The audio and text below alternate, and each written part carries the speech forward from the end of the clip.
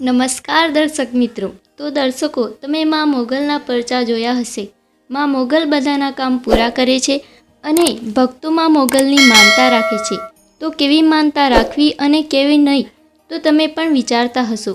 પરંતુ આજે આ વિડીયોમાં બાપુના મુખે સાંભળો કે તમારે કેવી માનતા રાખવી અને કેવી માનતા ન રાખવી.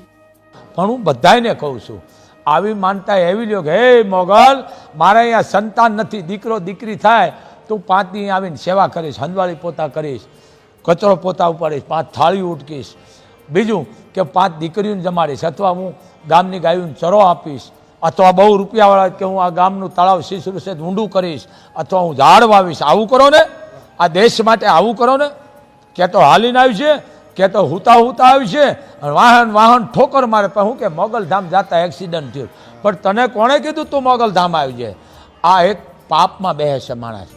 હા, હાલીને આવે છે ને એ માણસ મને કહેતાય નથી, હાલીને આવે છે કહેતાય નથી. આ તો આખા ગામને કે. અને બીજું એ વસ્તુ આ અમુક બાયું વાર બહુ રહી, હાજે પછી કિલો ઉલાળી જાય. વાર રહે, હું દશામાં રહીશ, કે હું મેરડીનો વાર રહે, કે હું મોગલનો વાર રહીશ, કે શીતળામાંનો રાંદલમાંનો રહીશ.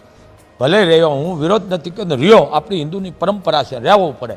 પણ વાર એવો રહ્યો કે હે માં, સવારમાં સિરાવી લઈશ, બપોરે હરિહર કરી લઈશ, અને સાંજે વાળું વખતે 5 દીકરીને જમાડીને પછી રહીશ. એ બાઈ માણાને કોઈ ધામે જવાની જરૂર નથી.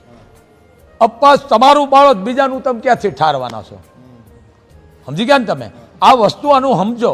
જે કરતાનો મોર છે, હું કોઈનો વિરોધ નથી કરતો. અપસ સાધુ માનતાઓ કરે, સાધુ મનતો જે ધૂણા લઈ લઈને બેઠા છે, એને કોઈક ભાગશાળી દઈ જાય તો જમે, દે તો ભલે, ન દે તો ભલે. તો દર્શક મિત્રો, વિડીયો ગમ્યો હોય તો કમેન્ટમાં જય માં મોગલ લખી દેજો અને ચેનલને સબસ્ક્રાઈબ કરવાનું ભૂલતા નહીં.